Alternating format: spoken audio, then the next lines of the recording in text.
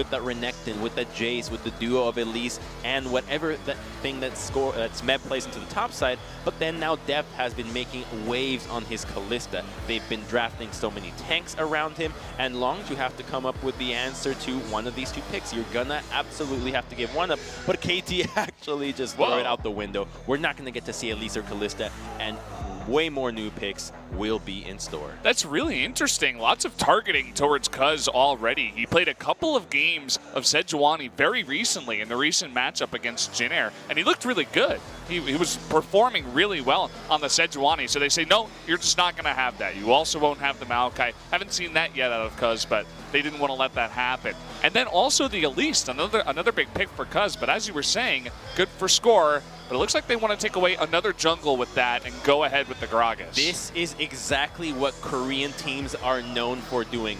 When a new player, somebody that has been relatively untested, steps onto the field, they say, we are going to target you to no end. That's 5 jungle picks already taken away from KT. Between the 3 jungle bans, the Zac, as well as the Gragas tonight, they're already putting Cuz in an unfavorable position. He might have to resort with a Rek'Sai. And if he goes with a Rek'Sai, that would mean that Longzhu would be committing to a composition that will not be able to survive in a late game scenario against what KT has drafted, which is what we're imagining will be the case, because they already have Gragas, the best jungler for getting to that position in both peeling as well as engaging. Well, they take away a lot of picks from Cuz, but they do give a big one over to Khan. That Jace being picked up. Also the counter pick of the Thresh. We've seen Gorilla play it a ton, but it is Mata's also most played. Both of these supports actually most played support there. So they picked that up. They also get that 8-0 Jace for Khan. Definitely a good round of picks for Longzhu so far. It's a good round, but KT's showing some crazy preparation here, prioritizing the Ashe over any hyper carry. A Kog'Maw could have been in order, but instead they have gone with more engage in the bottom side, and that could be an indication that they do not want to let Longzhu go for some early game power. They just want to have the complete control as to what fight is happening on the map, and boy, with Renekton already for Smeb, we got fireworks in this game. Yeah, Smeb's most played here. I was expecting maybe they would get to have Renekton Elise if that did get through, but targeting Cuz means they will just have the Renekton pick for now. They also can make some fireworks happen with the Gragas. And as you were talking about before, the Rek'Sai having to be picked up before even more jungle bans could come into play. And, well, Cuz, he's 0-2 so far on the Rek'Sai. Curious to see how he'll do in this game. We don't know just yet, but I think what will be interesting here is the support pick from Mata. Morgana is an available pick, and I think that if that actually goes through, we might get to see Longzhu be completely stopped in their tracks in the early game playmaking. She can stop Rek'Sai's Unburrow, which is a critical ability for her, as well as Thresh. The laning phase, Thresh has a lot of opportunities to legitimately outplay the Morgana, so it's not a complete counter. I think that most people would agree that Thresh has the advantage if he is on point mechanically, but if KT chooses to simply drag this out to a 5-on-5 scenario with the 3 picks already in store, it looks like they will be coming out ahead. Waiting on this last ban here, they already took away 1 support. Will be the Alistar with that Zyra being taken away. So Morgana still available. Other picks, you know, Braum, the Rakan, also still on the playing field for KT for when they do have to pick up that support. Absolutely. There's still a plethora of champions for both these guys to lock in. And while the support is the interesting pick for KT, I'm curious to see what Longzhu is going to identify their composition with, because it is all about the early game, and Rek'Sai will have to be tracking down the Gragas in order to allow Khan to have a strong laning phase against the Renekton. Jace can beat that by himself if he is without any jungle interference. It's a range versus melee. We know how that goes. And at least they have banked on the insurance of the late game. By locking in this Twitch, we already have a team that has the opportunity to beat a 5-on-5 brutal front line with Ashe and heavy engage, as long as Longzhu can outplay it. So Longzhu is banking on their mechanical prowess and their team fighting capabilities, which have allowed them to get to that 7 win game streak, whereas KT will now be having to resort more on their champions. And if they lock in this Braum, you have Unbreakable to deal with Twitch as well. Yeah, interesting that Prey goes ahead and picks up that Twitch instead of the Tristana we've been seeing a lot more often. has played 3 games of Tristana, has played none of Twitch so far, so he'll have his debut in summer, at least, on this pick. Actually, no, he's played 3 games of Twitch, my bad. And he's actually 3-0, so he's looking pretty good on that one. And we are going to finish up the picks here. The Braum and the Galio being picked up on the side of KT, so they have that huge front line to protect the Ashe in the back, and then the Orianna picked up here for BDD. This is an outstandingly strong draft from Longzhu if they are up to par in their mechanics, as we have reiterating. Top lane wins, mid lane has pressure, Rek'Sai can find Gragas and track him out, the Thresh and Twitch can have a decent lane into the Ashe and Braum. But when it comes to a 5-on-5 grouping phase, because they don't have such a brutal front line such as what KT has, they will have to rely on great hooks, on fantastic plays, on great positioning. And equally, KT will have the option of outplaying Longzhu. If you flash out of the shockwave, if you can mitigate the pressure early, hit that mid game even, and just force down fights into the bottom side, which we know that KT is going to do at level 6 into that bottom side of the map, they can blow it wide open. So both have plenty of win conditions, but I believe that Longzhu's are a bit harder to execute. A bit harder. They're going to have to wait a little bit longer, get Prey online. We've seen BDD's Orianna pop off, as well as Pawns. Both of these guys have been playing fantastic Oriannas, so definitely one of the key picks coming in here. Pawn going to hop onto his Galio once again, 9-1 with this pick. And with the Galio, this composition is similar to what KT was running with their Kalista. So 4 tanks in the Kalista, but they've shifted some of the damage over from the Kalista to the top lane, whereas before it was a Shen, now it is a Renekton and Ashe. So a little bit more engaged capabilities that are more straightforward than the Kalista with her Fate's Call, whereas you have KT or Longzhu now with BDD that will be able to pressure topside, but he is taking that cleanse, and once he starts getting some itemization in, he's going to be safe in the mid lane against Galio. So here we go, guys. The moment you've all been waiting for. Game number 1 of KT Rolster versus Longzhu Gaming. Let's hop onto the Rift.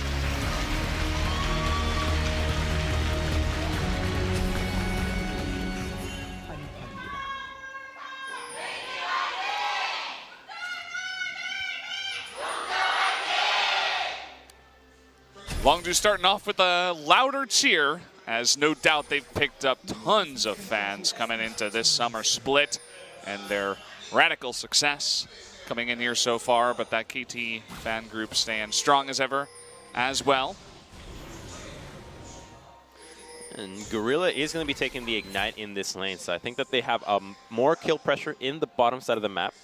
And with Cuz starting on the top side, I expect to see a quick level 3 into possibly an invade into the red side from Cuz to scout out what KT was doing, what the path that Score has taken, and maybe sneak in for a gank into the bottom side. Although, when you have a draft such as what KT did, which very obviously wanted to have Cuz on the rec side, you want to see them go with more than just putting him on a champion, but make sure that it fits their entire MO throughout the game.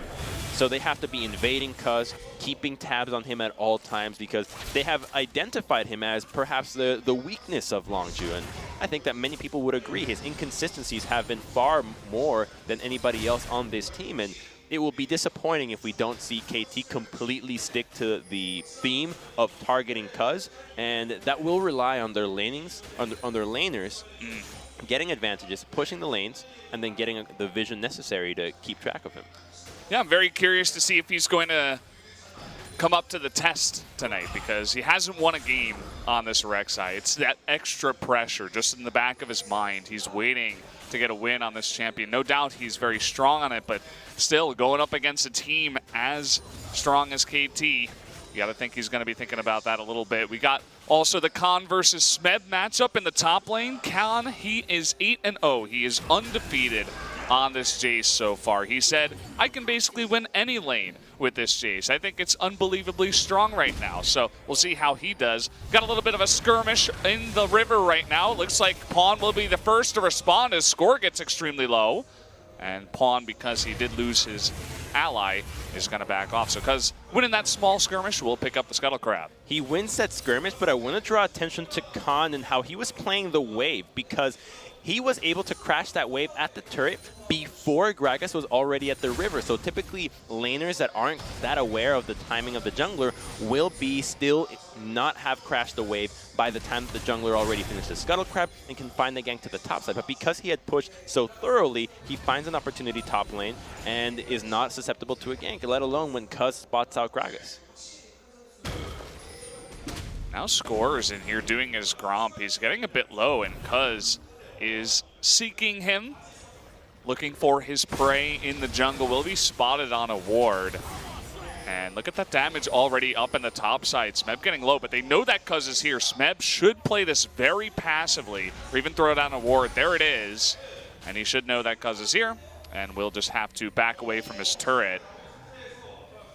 It would be unwise to follow up on this, even though Pawn did just blow his teleport onto the mid lane, because you know that Score has space. He could have made a route back to the top side and protected Score if it was necessary.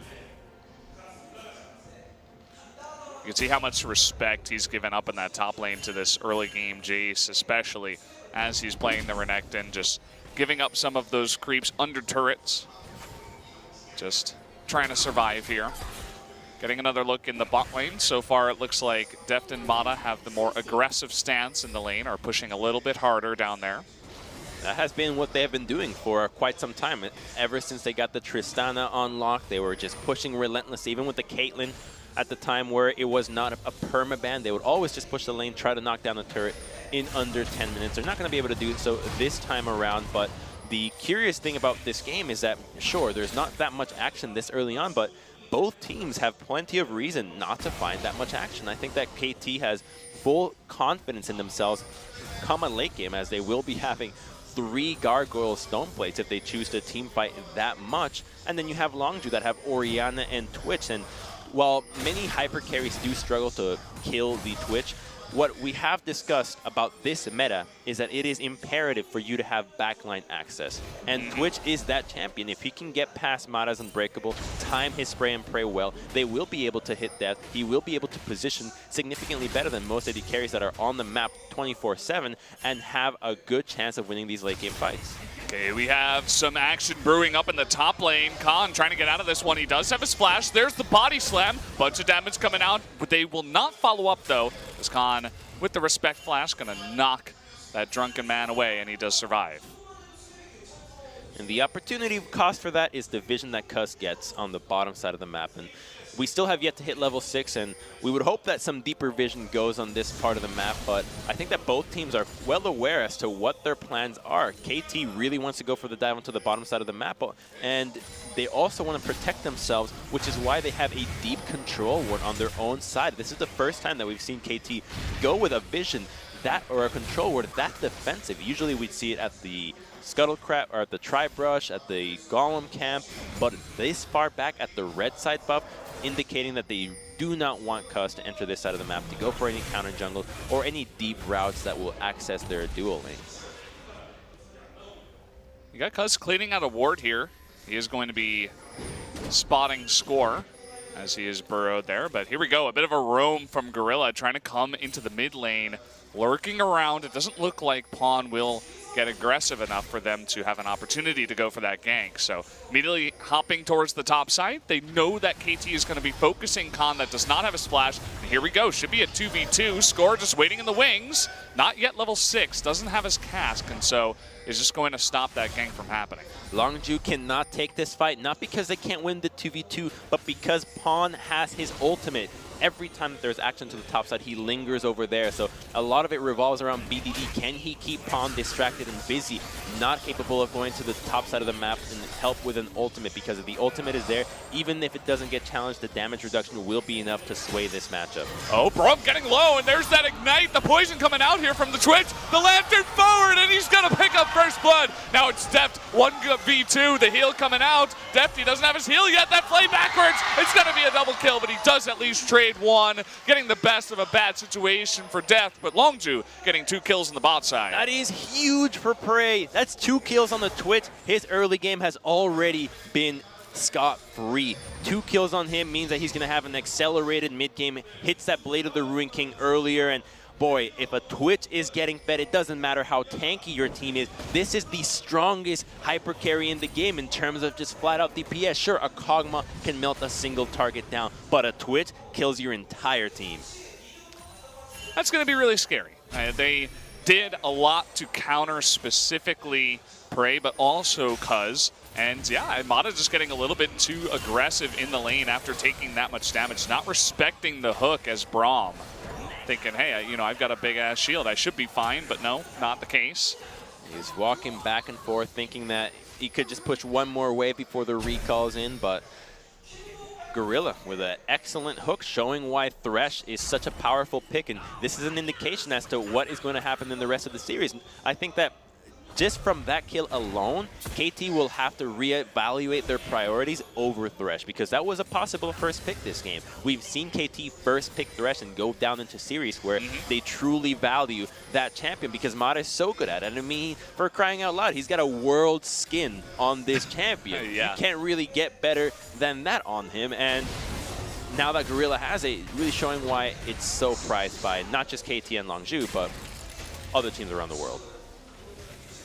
He had some skirmishing up top. Cuz is going to clean out this control ward and just help push the lane, as Smeb very confidently really standing up to the Jace so far. I mean, it's been nothing but domination in the top lane for Khan on this Jace in all of his other games that he won, but Smeb on the Renekton, his most played, is looking like he's taken this lane to Khan and saying, hey, Jace isn't as overpowered as you may think. Well, he has had so much help from Score in the top side of the map. Score has yet to visit the bottom lane. And then you have Galio, who has been pressured 24/7 by BDD. It's apparent in this CS discrepancy, but that's because he's just been wave clearing nonstop, trying to pace back and forth, and BDD just doing his best job and trying to stay ahead in pressuring Pawn. This is where the team play aspect comes into play, where we want to see, and we look at a lane and think, oh, sure, maybe this guy's doing well because of the champion, maybe this is why he's doing well. But when we reach the pinnacle of League of Legends, it's all one big, well-oiled unit, and right now, that two-man unit is looking for Khan.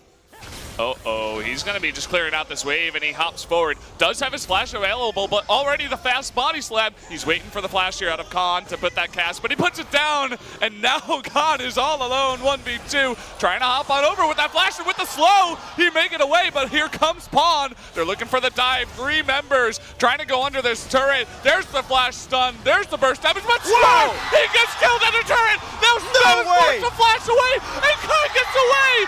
What the hell? How did he just win 1v3? Holy, what? That was ridiculous. He actually got away. I think KT was so confident that they had the kill. They were lackadaisical about it, and Khan just took full advantage. The cutlass at the end to close the gap between Score. Oh my God. That was unbelievable. Sign him up for the highlight crew. That was really, really cool. That's exactly what's happening with Longzhu picking this draft. You don't pick this draft if you don't have full confidence in your mechanics. You know you're walking up into an unscalable wall if you don't have the skill to do so with the really beefy front line that KT has, and we're going to look at it again. So, okay, he gets a little overconfident, blows his entire combo, immediately gets ganked. How does it happen? KT, they blow everything on it. Sure, the stun comes out on the cast. But then Score prioritizes the mana on the drink, not the slam. Doesn't have enough mana for it, and right at the last second, wow. Smeb loses the tower aggro, and then Score takes it. So he gets killed first. He can't follow up. He doesn't have that mana. Then Smeb has to flash away. Pawn, he uses that heroic entrance as well when Khan is so low and doesn't just stay there and try to, you know, clean up the kill. He's trying to save his own allies after a failed dive. Even at the dive, it looked like what should have happened would have been Pawn tanking the turret first, committing to flashing over and keeping that massive range of the taunt up to make sure that the rest of the team could follow up. And now Khan, with a red buff into Smeb, sure, the CS isn't there, but the damage has been done. The pressure that happened in mid lane was felt on the turret. A dragon was taken, summoners went down, and now Cuz has advantage in the jungle, and they're looking for Score. Yeah, he's got his flash. If he needs it, he will use it. Score going to be slowed down. Incoming BDD. Looks like Score just getting a little bit too far away and will escape. That bottom lane turret for Longzhu is getting low. The KT bottom lane always pushing, trying to get that first blood turret. Smite fails for score there, and Cuz going to pick up the Gromp, adding insult to injury for KT right now. Yeah, but it looks like their only hope right now is on Deft and Mata. They're relentless pushing to the bottom side. The lack of jungle pressure means that because Deft has complete wave clear over Prey, they can push this lane. And one more instance where these two laners find themselves will mean that KT can get the turret. They're trying to get some bases in to go for that final push, as I believe Essence Reaver is already completed. But Longzhu needs to be attent about this turret. If they lose this tower, their advantages that they found to the top side will be slightly mitigated, and that's the last thing they want. They have leads everywhere. We're going to have a bit of a fight over this blue buff, 3-on-3, but in comes the supports. You can see him on the minimap as well as that arrow. It's not going to hit anyone. It flies wide. And that's what they were looking for, and engage after that arrow. But here we go. Now it might be 4v4 as the two supports have made their way up. Just the 80 carries not in this one. The blue buff going back and forth, and Cuz is going really deep. There's that big shockwave though, and BDD picks up the blue buff, but here's the retaliation. The heroic entrance is gonna get Khan. Can they follow up and get another one? The box coming down, the taunt missing, and Pawn not able to pick up another one, only will get Khan. Longzhu gets super cocky there. They're thinking, all right, KT have to respect the possibility that even Prey was there, because you have to respect that Twitch is Mia. So perhaps they thought that KT would back off, that they would not take that fight, but they are tanks. They are strong at this stage in the game, and so they commit to it. And even though the shockwave was great, they are still using their heavy CC, the disparaged Longzhu, to make sure that they can go for the engage. And they had a two-man knock up on that one with the Galley with the hero's entrance. So let's take another look right there at this play. The shockwave will get used to not only secure the blue buff, but hits all three members. So it looks great from this point on, but the great glacial fissure on top of the heroic entrance means that Khan goes down and BDD just barely gets out. That's been the motto for BDD, with a fantastic KDA across multiple champions, always living. Always lives, doesn't die, but gotta highlight Gorilla too. I mean, he gets Cuz out of harm's way with the Lantern. Then he saves the rest of his very weak team with the box in a perfect position, denying that taunt from the range because Pawn was slowed down and couldn't get close enough. So great Thresh play, just highlighting exactly how strong this champion can be in certain situations. Especially when Gorilla has been so well known for his roams. Since the first week, we've been looking at his roams as being a stellar. Even in this first match of Longzhu against KT, Gorilla single-handedly was turning lanes around by his Thresh roaming to the mid lane, helping people out with a Lantern, baiting ultimate. That was when Fizz was being played, when Pawn took that champion, and didn't have the greatest of times, but he has now stabilized his position, and we have the gank in the bottom lane. Okay, you gotta face check this brush here, but at least they know scores here. The arrow is gonna be flashed and it hits Prey, but Gorilla staying alive means that the Lantern is still available. But after all, they do pick up that bottom tier 1, and that will be the First Blood turret. Meanwhile, Cuz not even responding down there, saying, hey, you can take First Blood turret, we'll take the Rift's Heralds. And you can see that Khan is coming over to help out with this one. Smeb gonna make it interesting, it seems. Already popping the Dominus, just waiting for the smite. There it is. Now Cuz just has to get out, but they need that buff. Khan trying to get in. They need to have this fight. In comes Score, and Mata from the right side. Cuz in a lot of danger, but at the same time, so is BDD. Takes that Lantern, though. There it is, the missed Shockwave. BDD not able to follow up. Here's Dev trying to get one more. Cuz is going to go down. Down goes BDD. They're on the chase for Gorilla now, too. They want to get 3 kills on the back of this, and yes, they will at the end of it. 3 members, 4 members even, of Longzhu going down. And KT does not allow Longzhu to get anything that they want. They will have to fight with tooth and nail for anything they want on the map, and the collapse is imminent. It looked like, oh yes, a trade of turret for tower, but Renekton and Gallia collapsed instantly. The second the Dominus got popped, you knew it was going down. You knew they didn't want to fight it, and here we go again. It's super low. They're thinking, how are we going to get this out? Renekton's already so strong. We can't take this 2v2 on, and what it looks like, BDD has an answer to this. It's a 3-man. He can help over the wall. They don't account for Score, and Mata making it so damn quick on this side of the map, and BDD gets bopped over the wall, and so much CC on his side of the map that when the Shockwave does get to whip, but that would not have been enough. It's a 3-on-5 at this stage, with Def making it to the battle already. This was obviously going to go into the favor of KT, and they punished Longzhu hard. It's a huge turnaround right now for KT, who is beginning to take control of this game. Longzhu, they can't really engage at this point. Members on the side of KT getting tankier and tankier. We have this Infernal Drake now that both of these teams, they want to take here, they want to contest, trying to block Pawn's charge, and they are going to get the hook. He is still extremely tanky. There's a nice shockwave in the back, but follow it up. Here's Smeb in the back. Down goes one. Can he get another? There's two. There's three. And now Kush goes in. He wants to die. He's asking for it. Make it 4. And KT, they're running away with this one. He's had enough. He doesn't want to see what's about to go down, but Longzhu cannot take these fights. This is KT's realm. They are so strong in the mid game. This is the tank composition. Longzhu need to be utilizing their split pusher. The Khan needs to be on the side, not just dropping the Rift Herald to try to slyly secure a tower. And in the end, Longzhu's hesitation and lack of cohesion in this play results in KT with a massive engage that just wipes out everybody. And the biggest thing was Score and Smeb there going on the left. We're going to look at that once again. And notice how chunk depth was on this one. Khan having to snipe on the side, but they are separated. It's a 4-man unit with a Jace on the side. And sure, the shockwave is great, but look at Score. A great double body slam that hits the Orianna, the CC onto him, and then Smeb. We have seen this man make Renekton look like a champion that does not have any limits. He has been playing Renekton the entire split, and it has been beautiful. I think that he single-handedly has actually made a case for Renekton to be pretty much the premier top laner.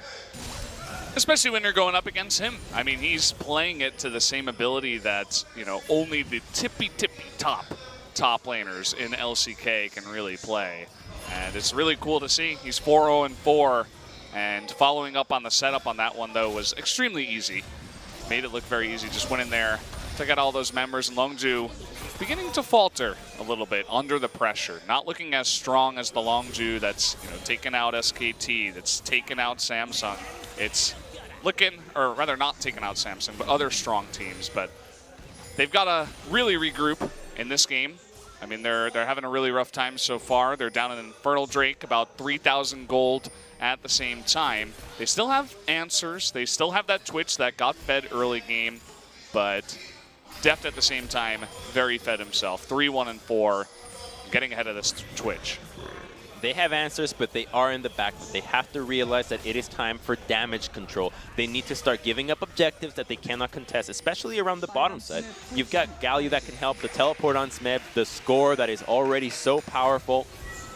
It's only going to get worse from here until Twitch actually gets about 2 or 3 more items. So they need to just be conceding as little as they can while not dying. They are not capable of taking a fight. They can go for picks, but they need Khan to start separating KT apart. As long as they can't collapse, as long as they're separated, it will be in their best interest. It's been a roller coaster of emotions. You know, I hope that thought. Smeb, he's all alone against 4. Can he make it out of this one? The heroic entrance, as well as the Dominus, will be forced out, but Smeb does live.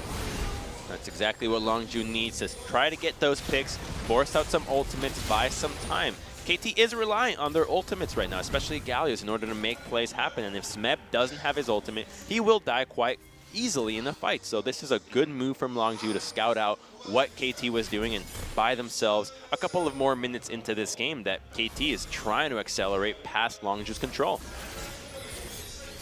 Yeah, here's Prey lurking in the side. You can see that Mata is nearby to help out with this one, but he is recalling. Looks like Deft will do the same and just backing away from this lane. Gonna recall.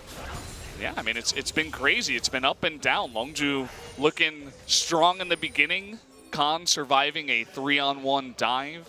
And the double kill in the bot lane for Prey. But then just a couple of mistakes. That's all it takes. One at the Rift Heralds. Trying to go for that. Cuz just desperately trying to get it as fast as possible. But a nice identification by KT to see them doing it and to collapse as fast as they did from the bot lane even as 5. And then that fight over the Infernal Drake. And now it's all about damage control. Just trying to stay alive, trying to get their carries fed. We'll see if they can do it. Well, speaking of identification there, I have to praise KT immensely here, because not only has their draft been fantastic in what they've been trying to do, but look at their itemization. 5 ninja tabis. They In know a that row. Khan does so much damage. They know that Prey actually needs to be the late game carry. They completely understand what Longzhu's win condition is, and they can extend that even more if they play the team fights prioritizing BDD. If they focus BDD and kill him first, wait a minute, they're gonna kill Cuz, but he's got Lantern, he's got Flash, he should be fine. As long as they prioritize BDD, remove the magic damage from the fight immediately, they will just win the fight with flying colors. Yeah, I like the idea here from KT. They've just become so unbelievably consistent, especially after that one loss against the Rock Tigers. They've really pulled it together. Here we go, the arrow directly on top of Prey into the Glacial Fissure. Goodbye, Mr. Bot Lane from the side of Longzhu. They were playing good passive play up until this moment, did not respect the dive. And the dive is always going to come at the duo lane. That is the strength of KT. This is what we saw the composition do. Khan is caught, and he is going down. Yeah, goodbye. You're not going to go in. Nice shockwave, buddy. Gonna do barely anything at this point as the rest of the members on your team continue to get caught. Make that 3 members. So 2 turrets go down. They're just piling on the gold tier. About 8,000 gold ahead now as KT after the recent couple of fights we've had. And now they can easily regroup, use that extra gold, buy some items, and then pressure the Baron. Yeah, they don't have any need to be pressuring Baron immediately after that play. Many times you would imagine the team would push for Baron at that moment. You get the first kill, you kill the duo lane, go for it right away. But their composition is not a Baron comp. And even though Twitch is stealth, they don't care. The arrow goes out twice, does he get arrowed in invisibility. But even being invisible does not save you from the death squad of KT Rolster that takes down the tier 1 and then finds a way to kill Khan and the tier 2 right after. Deft, apparently he can see invisible people. Having the game sense to do it. I see dead people. You saw the future dead person, that's for sure. Making it happen himself. He's like, I see your Ash, Prey. I think I can play it a little bit better though. Let me show you how it's done. Let me give you a couple of my arrows straight to your face. Let's see how you like that. And I don't know how much Longzhu is going to like the next 5 minutes because 3 chain vests on 3 tanks is the beginning of everybody's worst nightmare. The Colossal, the Gargoyle Stone Plates, the most powerful tank item to ever grace League of Legends.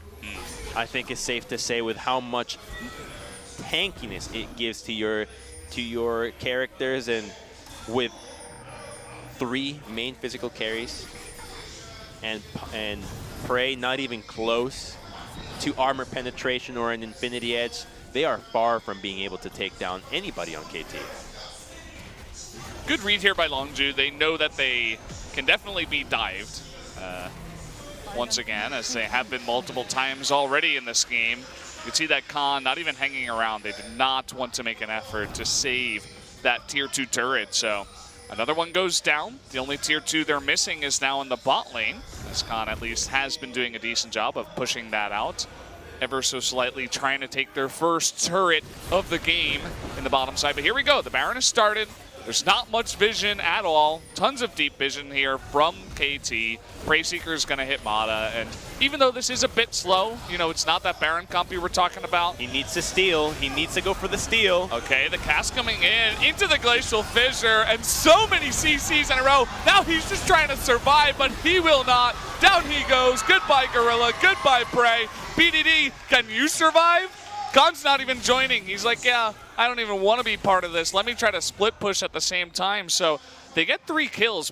Deft does die, yeah, but Khan is pushing. That's actually great because they can't do Baron without Deft. So Longzhu find a way to actually take that down. And I think that KT misplayed that a little bit. They could have actually committed to finishing the Baron, but because they were so eager to go over the wall and just eliminate Longzhu, they disregarded the Baron and they immediately gained all its health back, where Cuz gave up on the threat of a Baron steal right away. So we're going to look at it again. We've got Braum and Smeb zoning Renekton away, but everybody goes over the wall. Even Deft flashes in instead of taking the Lantern, and as soon as Renekton or Rek'Sai was out of the fight, they could have just committed to taking that Baron. It's one of those moments where it's difficult because typically when you're starting to learn about Baron, you've got two choices. You either actually make that three. You're baiting, you're finishing, or you're turning. And it's so rare that you get situations where you have to both turn and finish. That is actually the best play, but that's what you can expect from these teams at the top level. It gets misplayed at the slightest level, and in the end, they do not get the Baron, and Longzhu gets a sigh of relief. Sigh of relief, a little bit of extra gold, and they buy time, you know? We saw the power of the Shockwave into Prey's damage into that backline you were talking about. Yes, they weren't able to take out any of the tanks in the front line, but Deft, he was in the wrong place, and he got hit by all that damage. There was nothing that the tanks could do in that moment in time to save his life. And so the positioning of Deft is going to have to be so stellar in the future. Gorilla having a little bit of trouble. He can't lantern himself out of this one. He is going to burn his flash, but that's really not going to help out. Here comes Score from the right side. Nice knock-up from Cuz to save the rest of his team, but a good pick onto Gorilla. It's so curious to see how these teams are utilizing their itemization to tell us a story. Prey gets that double kill into the bottom side, and he's thinking, I could just go Ninja Tabis here into Renekton and Ashe, but the second that they fall so far behind, he can't even finish that item. He sits on the cloth armor looking for damage, and once again, Cuz has flash. They need to be trying a steal here. Smeb has ult. They're going to turn.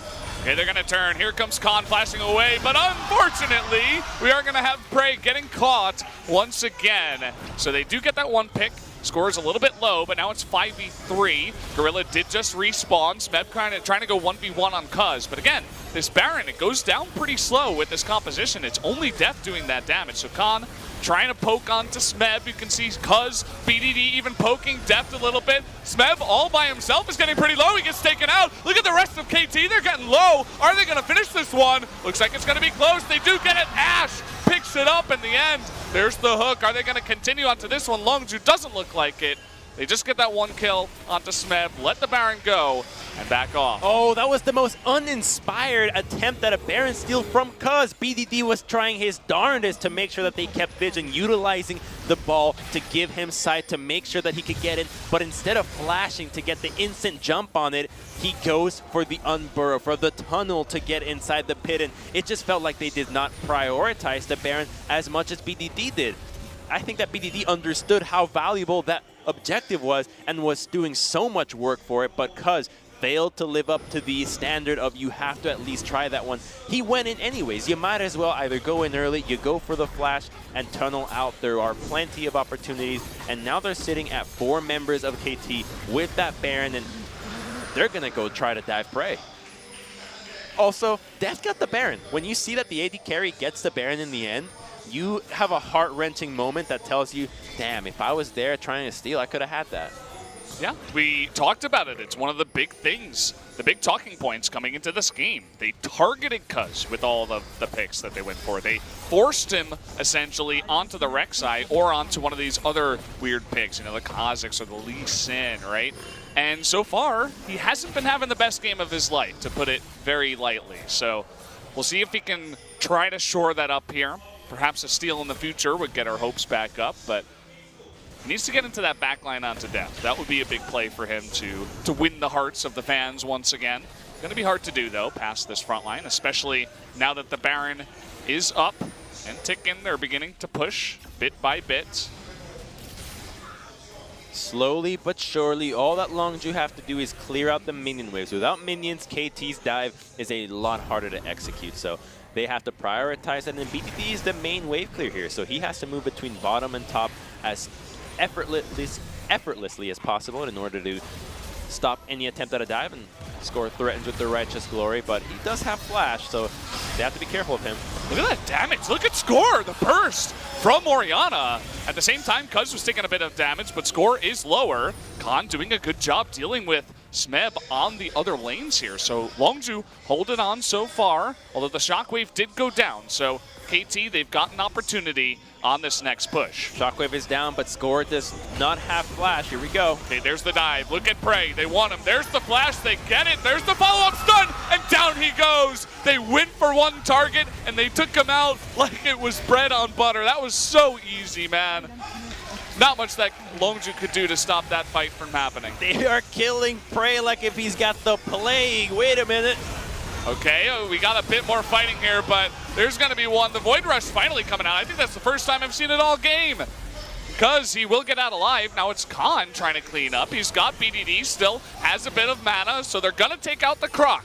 Can they get any more? Only one inhibitor has gone down from this push, even though it looked very dire for Longzhu. So only one inhibitor goes down, a bunch of members die. Prey, he's really having no effect in these fights, but Longzhu, they hang on. That has been the story for Longzhu. It just doesn't look quite that bad. That has been what happens every single fight, where it looks like KT somehow is going to walk away with a game-breaking skirmish, but it's just not enough to get Longzhu down for the count. So they are able to take down Gorilla, sure, but the great Void Rush from Cuz gets him to safety. He has to flash out, and Smeb is isolated. There's no more minions there because Khan has been dealing with the wave for so long. So any kill that they can get is still fine for them, but still the problem remains. How do you keep Prey alive? Yep, definitely a problem they will have to address. I want to call out Gorilla again. He essentially gave his life for Khan because they were all collapsing into the mid lane and saying, okay, we got to get this Jace from behind. Let's push in the mid wave and go for this inhibitor. But Gorilla, he got the hook onto Smeb and said, hey, come fight me instead. Come dive the turret, take a bunch of damage. So that saved Khan's life. It allowed him to come back into the fight and do that damage from behind after Smeb and the rest of KT had taken some damage. So good on Gorilla, for sure. I also want to showcase that BDD picked up an elixir in that moment. Something that you might not do unless you're at the highest level, where it's, you know, do or die. You got to spend that gold for the extra elixir just to make sure that you can have just a bit more, that little bit of oomph to keep your team in the game, and definitely helped out BDD in that one. Exactly, and at this stage in the game, for what Longzhu have, it doesn't matter about KDAs, it doesn't matter about whether you make the correct individual play. You need to sacrifice yourself for the benefit of the team. BDD and Prey are the highest value targets, and BDD is already level 18, but Prey remains at 14, so he needs a long ways to catch up. They're going on to pawn here. You can see that he's still extremely tanky, though. The stone plane is going to be procced. We got another push coming in. Dominus as well from Smeb on the right side. Look at Prey again. Can they get onto him? The box coming down. They're scoring from behind. Prey is still alive. The heroic entrance, though, trying to get out of that damage, but Prey does get knocked up. But there's the shockwave. This will be the turnaround for Longzhu. Can they get the kill? Pawn's still alive. They need to flash. The hook is not going to hit him. It's Smeb instead. And Deft, they finally get Galio. Deft is on the run. Looks like they're trying to get out to Smeb. Prey, he's still alive. They're hanging on to this one. This game is not over by any means necessary. Here comes Khan from behind. They're looking for score. That's going to be one more. Can they get any more? Deft is still on the run. Mata coming in here. Cuz and Khan on the long chase. Cuz going to take the shortcut.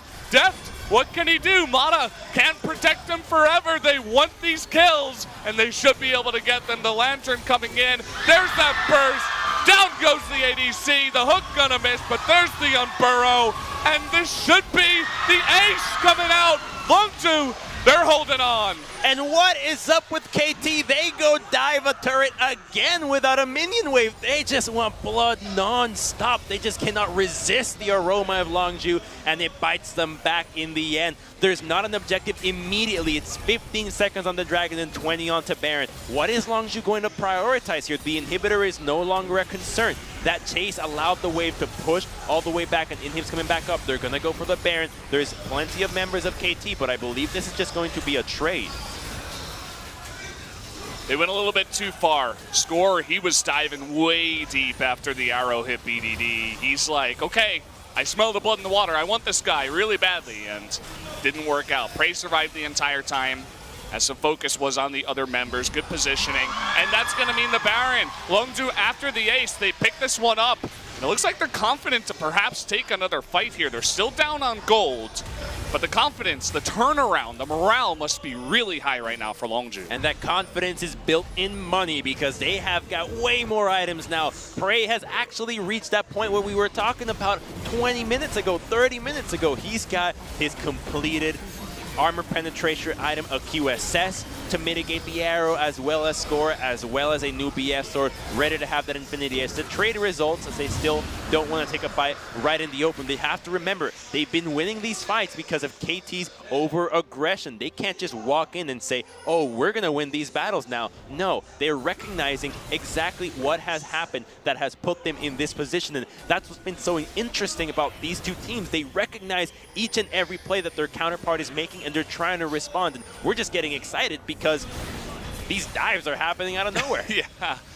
Every team, no team is safe from the allure of a turret dive, especially in the base. It means taking out inhibitors. It means winning the game at the best. And every team has done it here in LCK. Season after season, you see dives that just do not go well, and can't really fault them. It's hard. It's really hard to say before the fight goes in whether or not you're going to be able to win on the back foot. I'm going to fault them for diving that. That's a no minion tower dive. It's like they've got 5 Marians, but Prey, he's got his ult. Okay, they got the hook, and look for that damage. The stone plate is popped, and Cuz in the back is taking a bunch here. He's going to take that lantern in, but Prey, he has been taunted by the pawn here. The shockwave is going to be good. Score's getting low, but lots of members of the Longzhu side is getting low as well. Prey is still alive somehow. They can't kill him. They need to get on the backside. Pawn getting lower, though. Smeb can't get in range. They take out Jace, which is going to be good. And now Longzhu, they have to back off and regain their health, which means that this inhibitor should go down. Longzhu have to remember that under normal situations, they would have won that fight.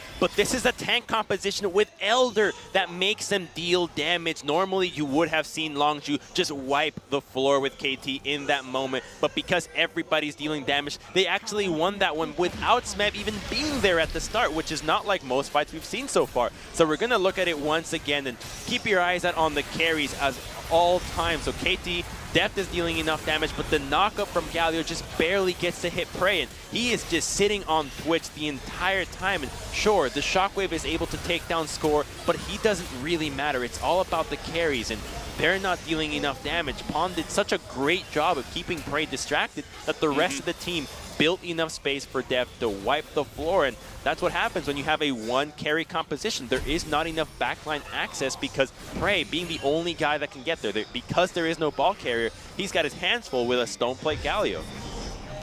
The entire fight, Prey was just dealing with the gargoyle in his face. That's what he had to do, and you gotta have a bit better positioning for the next time, not to get hit by all that CC. It's really hard with the abundance that KT does have on their side, but we'll see if he can do a little bit better on the next time. So the Baron, after all those plays, the Baron didn't really do much, right? The Elder seemed to be more valuable for the side of KT. The dive worked out. They got the turret. They got the inhibitor. Now they have this open bottom lane at the same time. So they're going to be looking to push this one next. But at the same time, the Baron did, because we're back at one inhibitor in the favor of KT, and now the itemization is completed. Infinity Edge for Prey, Death Cap for BDD, and no more Elder. If KT is over-eager again, KT can win a fight, especially if Prey can snipe out Deft. If Deft goes down, Longzhu win the fight, guaranteed.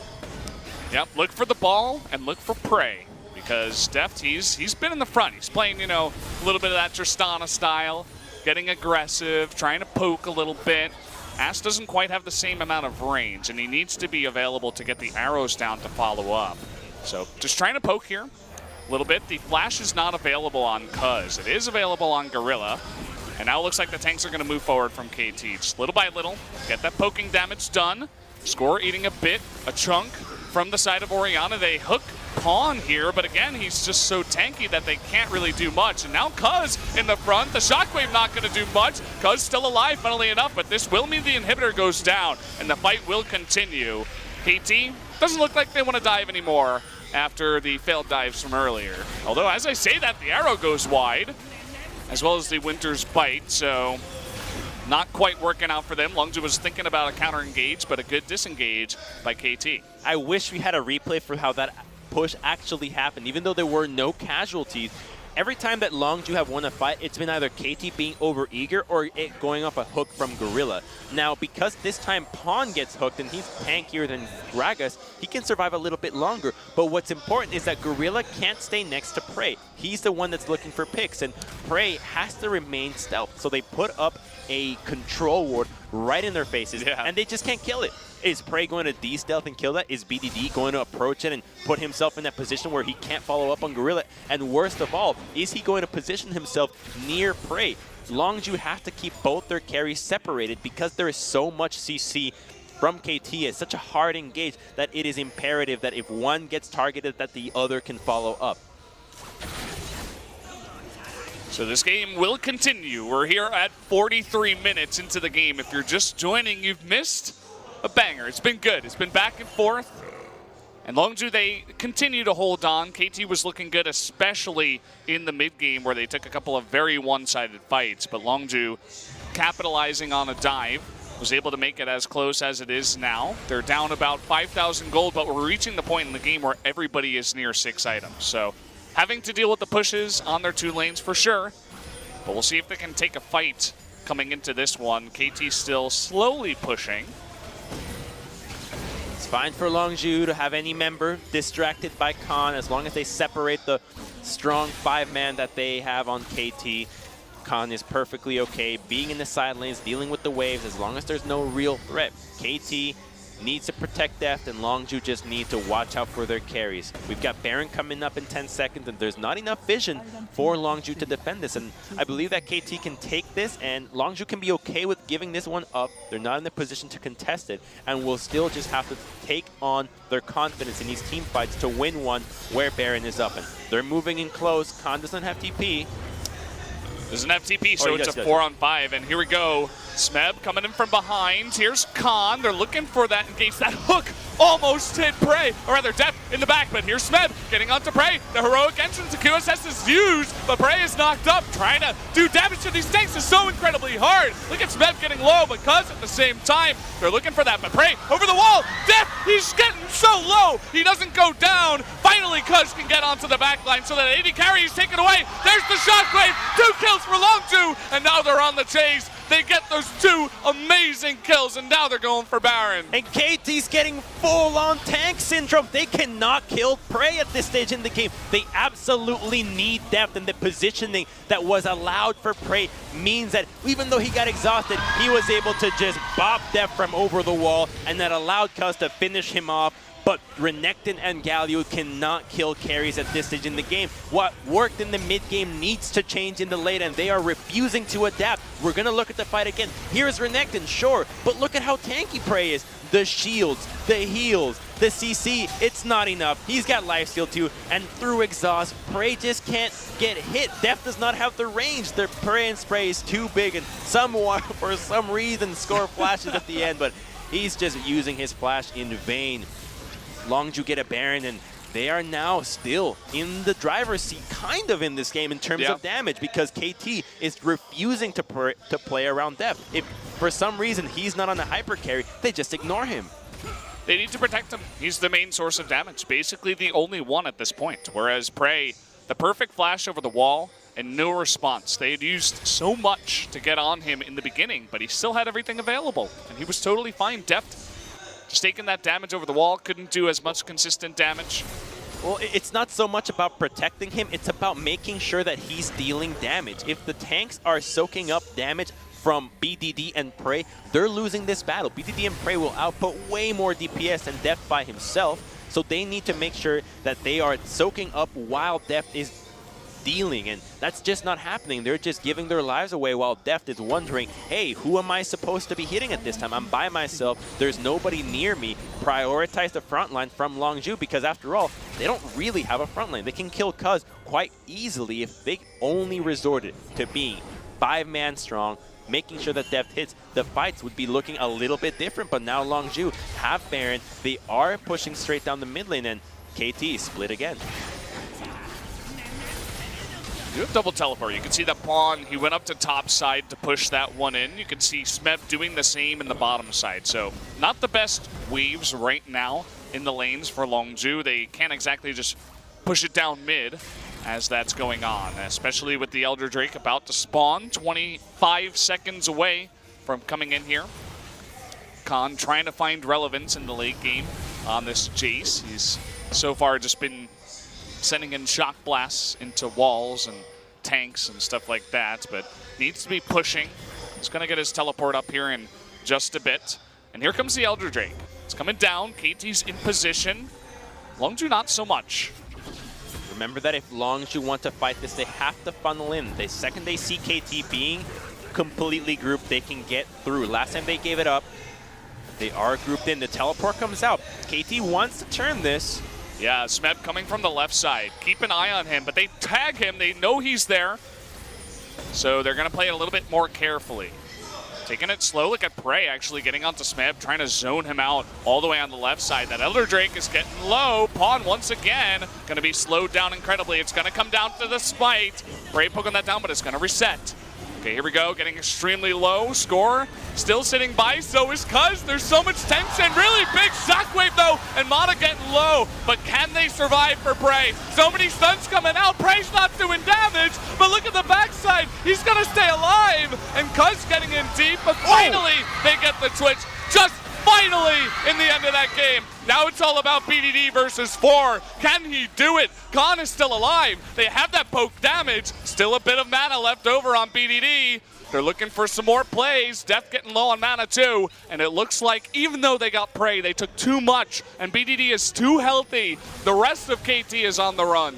That actually worked. They went all out for Prey, and he wasn't even able to use his flash out of that one. They're going to be able to pick up Pawn at the end of this one, but they are going to get that Elder Dragon in return. But I want to look at that fight again because they blew everything onto Prey. His QSS was popped. They blew so much that it looked like he was going to survive right at the end, but Deft was capable of taking down Rek'Sai by himself with the assistance of the stun from Mata.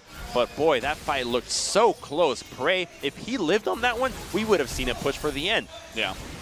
Okay, so the fight is split because you've got Prey in the backside with Renekton coming in. The Shockwave and the Arrow are the biggest cues for the fight happen. They're fed up here. Just going Gorilla already.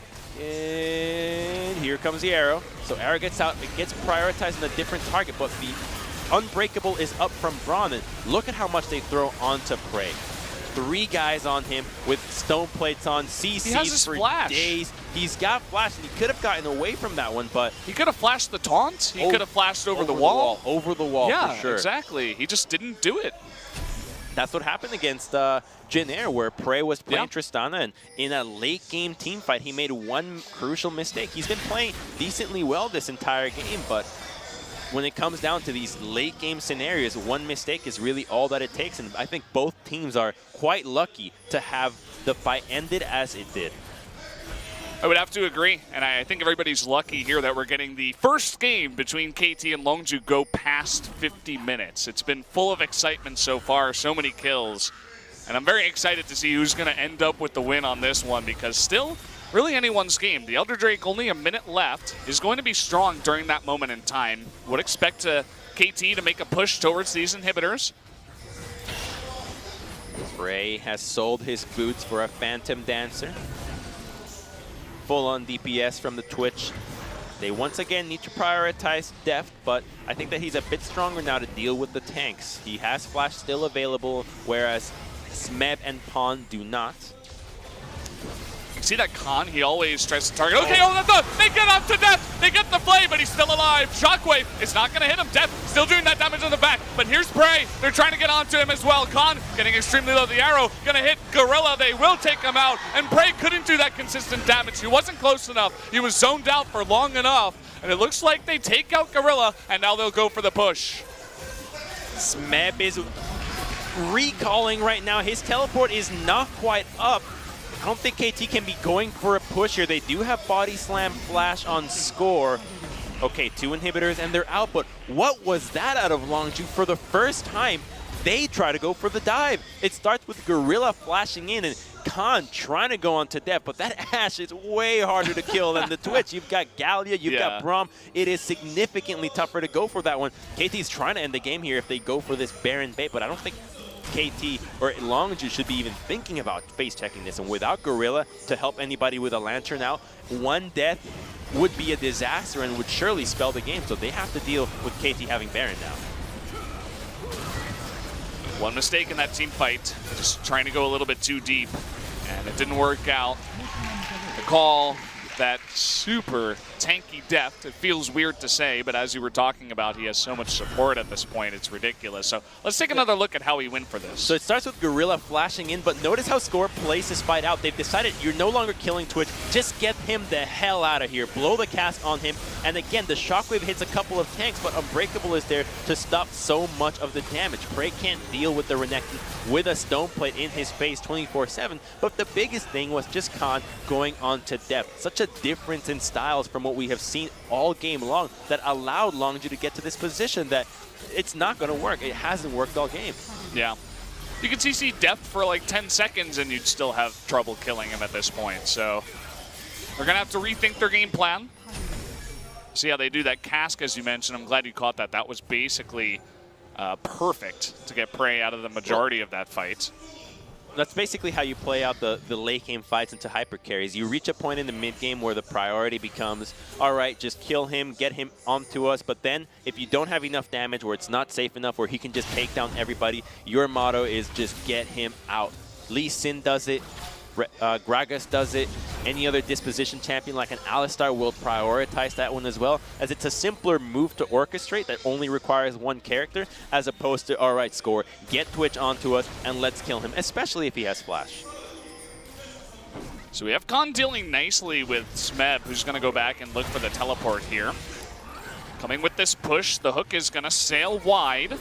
Score will avoid that for now. They're desperately, Longzhu, trying to clean up this wave, but Deft moving in, poking the turret, moving out. The hooks, another one misses.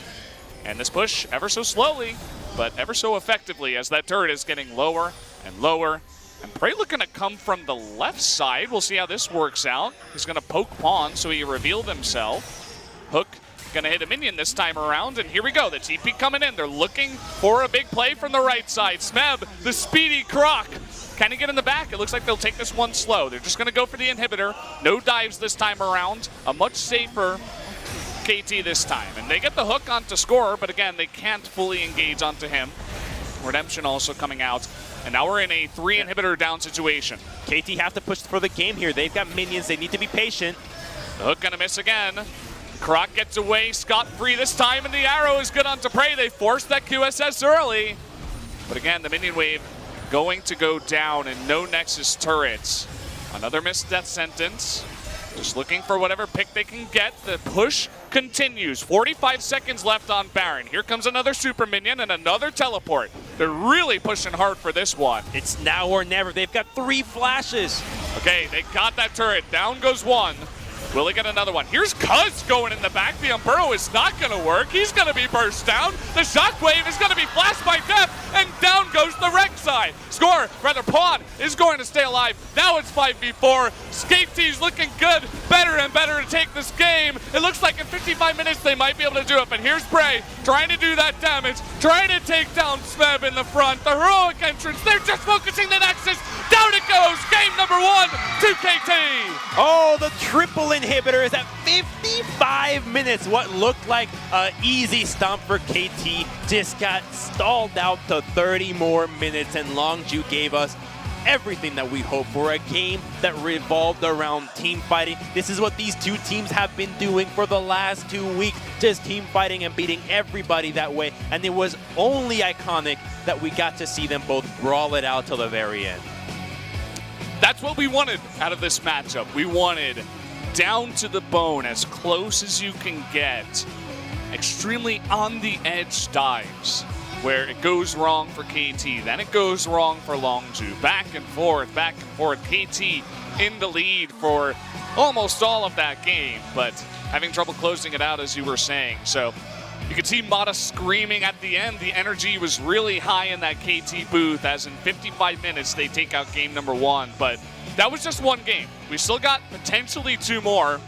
And you were saying even, Longzhu, they put up a fight, right? They were behind. They made a couple of big mistakes and they got really far behind. They pushed it 30 extra minutes. They gave it their all, and they almost even came back in that one. So looking good to try to challenge KT here on the big stage. Well, they do look good, but because both these teams were excellent at recognizing what got them into that position, they have to remember that their early game had nothing to do with themselves. KT just stomped them early, and it should have been a game similar to game 1 of KT versus SKT, where KT just wiped the floor with the team and then moves on. It was only because of KT's over-aggression that we even got to this point, and this is where it really all started. This big fight around Dragon, the mid-game spike of a Renekton that after this fight was 4-0-4. They were so strong. Cuz didn't even want any part in this, and at this point he just donated himself for science. Tell me what I'm doing wrong. And this was another moment where KT just barely was not able to finish that Baron. It stalled out the game a little bit longer, play by play. It got a little bit worse with Def going down at the very end. They were unable to turn back into a Baron, and they played the fights around objectives beautifully.